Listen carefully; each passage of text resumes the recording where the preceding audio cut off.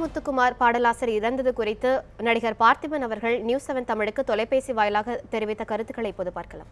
நான் எங்கேயாவது ஒரு கவிதை எழுதும்போது அதை பாராட்டுற ஒரு முதல் மனிதனா இருப்பாரு. கோடிட்ட இடங்களை நிரப்புகளுடைய அந்த ஃபர்ஸ்ட் லுக் வந்ததுக்கு அப்புறம் கூட முதல்ல அவர் தான் கூப்பிட்டு சொன்னாரு, என்ன சார் சான்ஸே இல்லை சார், நீங்க என்ன இப்படி பண்றீங்க, அவ்வளோ இளமை இருக்கு அதுல அப்படின்ட்டு. மனசு திறந்து பாராட்டுறது என்ன மட்டுமே இல்லை, மற்ற அவருடைய சக கவிஞர்கள் எல்லாரையுமே மேடையில பாராட்டுற ஒரு பண்பு அவர்கிட்ட உண்டு. எல்லாத்தையும் விட அவருக்கு அந்த அப்பாங்கிற ஸ்தானம் ரொம்ப பிரமாதமா அதை பார்ப்பாரு. அடிக்கடி அவருடைய குழந்தைய பத்தி பேசுவார் என்கிட்ட.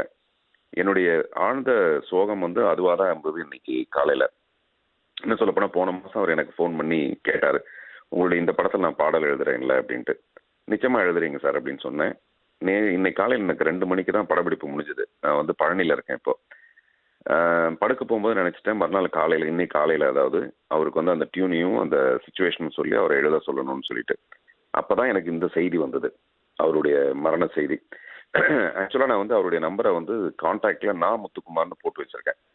நான் அதை போய் பார்த்தேன்னா அதில் அவருடைய எண்ணே இல்லாமல் இருந்தது. எப்படி என்ன இல்லாமல் இருக்கும், நாங்கள் தான் அடிக்கடி பேசிக்குவோமே, எப்படி இல்லாமல் இருக்கும்னு சொல்லிட்டு மறுபடியும் ஸ்க்ரோல் பண்ணி கவிஞர் முத்துக்குமார்னு போட்டு பார்த்தா அதில் இருந்தது. அப்போதான் நமக்கு என்ன தெரியுதுன்னா, ஒரு நண்பராக அவர் என்னை விட்டு போனா கூட ஒரு கவிஞராக அவர் இங்கே நமக்கு மிச்சப்படுறாரு. அவருடைய வார்த்தைகளும் வரிகளும் படைப்புகளும் எல்லாமே நம்மகிட்ட அவர் விட்டுட்டு போயிருக்கிறது மட்டும்தான் நமக்கு ஆறுதல் அளிக்கக்கூடிய ஒரு விஷயம்.